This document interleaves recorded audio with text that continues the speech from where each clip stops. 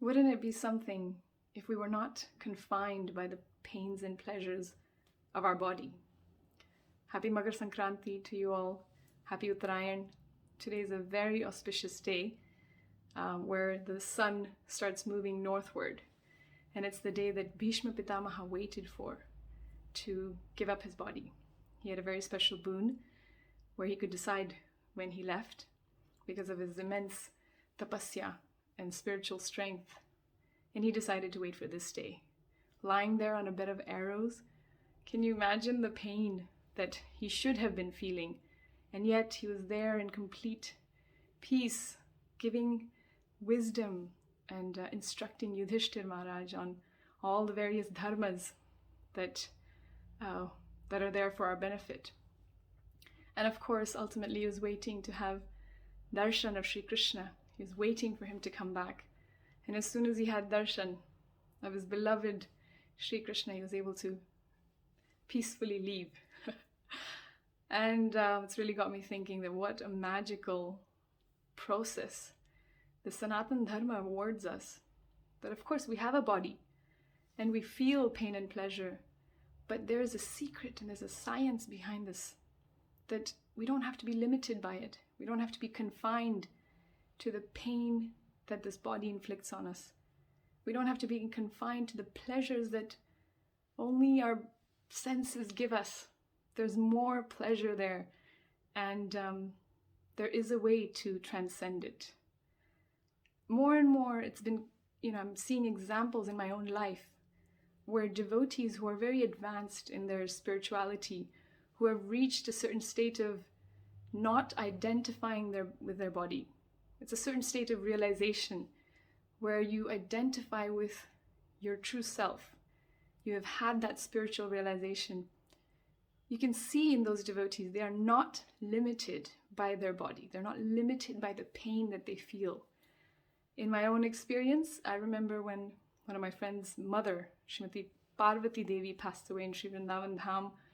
She should have been in immense pain, and the doctors were always shocked. Why is she not feeling any pain? They kept asking her, do you need morphine? And she kept saying, no, I don't feel any pain. And it completely blew them away because she was completely absorbed and sheltered by the mercy of Srila Prabhupada, by Sri Vrindavan Dham, Krishna Balaram. My mother, I recently went to see her a few months ago. She had lost a lot of weight. She was only 38 kilos and she's much taller than I am. And the doctor kept asking her, don't you need some painkiller? She kept repeating, I don't have any pain. He kept asking, you've got this heart condition, you must be feeling pain, angina. And she kept saying, I just don't feel any pain. And I kept thinking, Mommy, are you saying that? But truly, you could see it on her face. She doesn't feel the pain.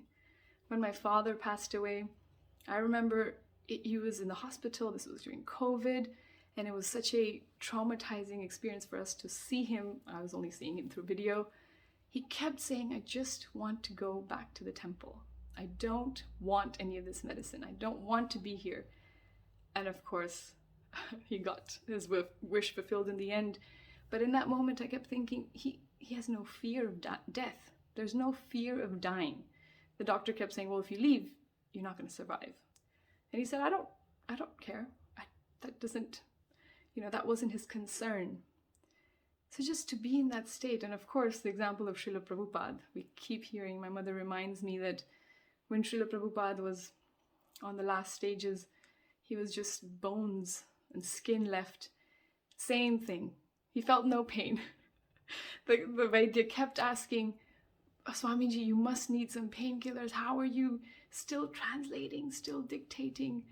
And of course, there was no question of pain because they're not identifying with the body. The mind and the consciousness is so far, so uplifted, so enlightened, that he was feeling no pain. This is the sign of a pure devotee, self-realized soul. Of course, in the Bhagavatam, we hear so many stories. Prahlad Maharaj, a little 5-year-old boy, what he went through, the atrocities, the violence that his father inflicted on him. And of course, not once did he cry out for help. Help me, God. Help me, Krishna. No, not once. Because it seemed like he experienced none of it. Haridas Thakur, he was a Muslim who turned into a Vaishnav. And of course, the Qazi of the time ordered that he be whipped in 21 marketplaces. And of course, he felt none of it. His back was bleeding, the blood everywhere. And can you imagine? He felt none of it. Of course, Mahaprabhu had taken all that pain, but this is a reality. This is actual reality. We see Dadichi Maharaj, Dadichi Muni in the Bhagavatam, the story where he just meditates and meditates on the Supreme Lord and does not even realize when he gives up the body. Didn't even realize. So unattached, so unlimited, meaning so free from the body that he didn't even realize when he'd given it up. Wow.